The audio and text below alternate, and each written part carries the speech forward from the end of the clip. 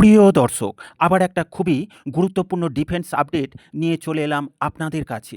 দক্ষিণ এশিয়ার আকাশে তৈরি হচ্ছে এক নতুন সমীকরণ। ভারতের হাতে যদি একসঙ্গে থাকে রাশিয়ার অত্যাধুনিক S-400 এয়ার ডিফেন্স সিস্টেম আর Su-57E স্টেলথ ফাইটার এয়ারক্রাফট, তাহলে কি হতে পারে পাকিস্তানের জন্য?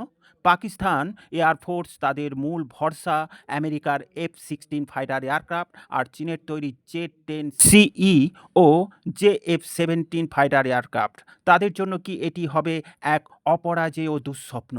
আজকের ভিডিওতে আমরা বিশ্লেষণ করব এই সম্ভাব্য সামরিক পালাবদল এবং এর ভূরাজনৈতিক প্রভাব। কিনে দেখুন, ডিফেন্স সোর্স থেকে এই নিউজ পাবলিশড হয়েছে। ভারতে ইতিমধ্যেই রাশিয়া থেকে বহু বিলিয়ন ডলারের S-400 সিস্টেম সংগ্রহ করেছে। কয়েকটি রেজিমেন্ট কার্যকর অবস্থায় রয়েছে এবং দুটো রেজিমেন্ট আসতে এখনও বাকি আছে।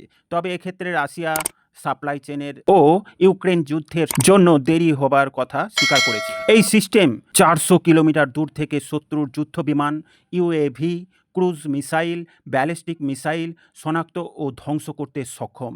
উন্নত রাডার, একাধিক মিসাইল সিস্টেম একসঙ্গে ডজন খানেক টার্গেট ট্র্যাক করতে পারে, তৈরি করে আকাশে এক অভেদ্য ঢাল। অন্যদিকে যদি ভারত পায় রাশিয়ার Su-57E ফাইটার এয়ারক্রাফট, তা পঞ্চম প্রজন্মের স্টেলথ ফাইটার জেট, তাহলে তো আর কোনো কথাই হবে না।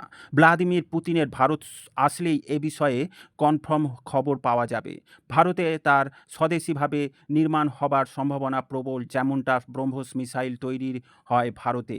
তবে এটি আইএফকে দেবে আক্রমণাত্মক ক্ষমতার এক নতুন মাত্রা। S-400 এয়ার ডিফেন্স সিস্টেম কাজ করবে এক অদৃশ্য ঢাল হিসেবে। পাকিস্তানের এয়ারফোর্সের বিমানকে ভারতীয় আকাশে ঢুকতেই বাধা দেবে, আর Su-57 হবে ধারালো তলোয়ার, শত্রুর আকাশ প্রতিরক্ষা ভেদ করে গভীর আঘাত আনতে সক্ষম। এই সমন্বয় তৈরি করবে এক নিখুঁত আক্রমণ প্রতিরক্ষা ভারসাম্য। পাকিস্তান এয়ারফোর্সের ভরসা মূলত F-16, JF-17 এবং J-10CE এর ওপর, কিন্তু এগুলো অধিকাংশই চতুর্থ প্রজন্মের যুদ্ধ বিমান, নন স্টেলথ। সেক্ষেত্রে S-400 সহজেই এগুলোকে শনাক্ত করতে পারবে, সীমান্ত অতিক্রম করার অনেক আগেই আকাশে ধ্বংস করার সক্ষমতা রাখে, সঠিক অ্যাকিউরেসি এবং ইন্টেন্সিটির সাথে। ফলে যে কোনো বড়সড় আকাশ অভিযান শুরুতেই ভেঙে পড়তে পারে পাকিস্তানের এয়ারফোর্স। এর ফলে পাকিস্তান বাধ্য হবে প্রতিরক্ষামূলক অবস্থানে থাকতে, আর তাদের অপারেশনাল স্বাধীনতা মারাত্মকভাবে কমে যাবে।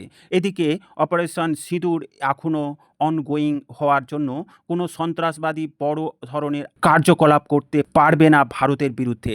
এই কৌশলগত ভারসাম্য বদলে দিলে শুধু ভারত পাকিস্তান নয়, বরং গোটা দক্ষিণ এশিয়া ভূ রাজনীতি কেঁপে উঠবে। চীন, যারা পাকিস্তানকে যুদ্ধ বিমান সরবরাহ করে, তাদেরও প্রভাব পড়বে। মার্কিন যুক্তরাষ্ট্রও লক্ষ্য রাখছে, কারণ পাকিস্তানের F-16 এসেছে সেখান থেকেই। বড় যদি সফলভাবে Su-57E এবং S-400 একসঙ্গে ব্যবহার করতে পারে, তবে দক্ষিণ এশিয়ার আকাশে ভারতের একচেটিয়া প্রাধান্য তৈরি হবে এবং ভারতের হাতেই থাকবে আকাশ ডমিনেন্টের তকমা। পাকিস্তান এয়ারফোর্স এর সামনে এখন একমাত্র বিকল্প স্টেলথ জেট এবং উন্নত ইলেকট্রিক ওয়ারফেয়ার সিস্টেম অর্জন, কিন্তু সেটি একটি দীর্ঘমেয়াদী এবং ব্যয়বহুল প্রক্রিয়া। এদিকে ভারতের জন্য Su-57E পাওয়া মানেই হবে আকাশে এক নতুন শক্তির জন্ম। শেষ কথা হলো, যদি S-400 হয় ভারতের ঢাল আর Su-57 হয় ভারতের তরোয়ারি, তবে পাকিস্তান এয়ারফোর্সের সামনে দাঁড়াবে এক অপরাজেয় দুঃস্বপ্ন হিসেবে।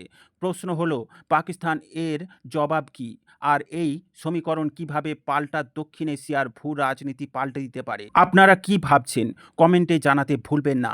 ভিডিও ভালো লাগলে লাইক ও শেয়ার করবেন। ডিফেন্স, ফরেন পলিসি ও জিও পলিটিক্স রিলেটেড খবর পেতে এই গ্লোবাল নলেজ বাংলা চ্যানেলটিকে সাবস্ক্রাইব করে আমাদের সাথে জুড়ে থাকুন। সকলকে জানাই আন্তরিক ধন্যবাদ।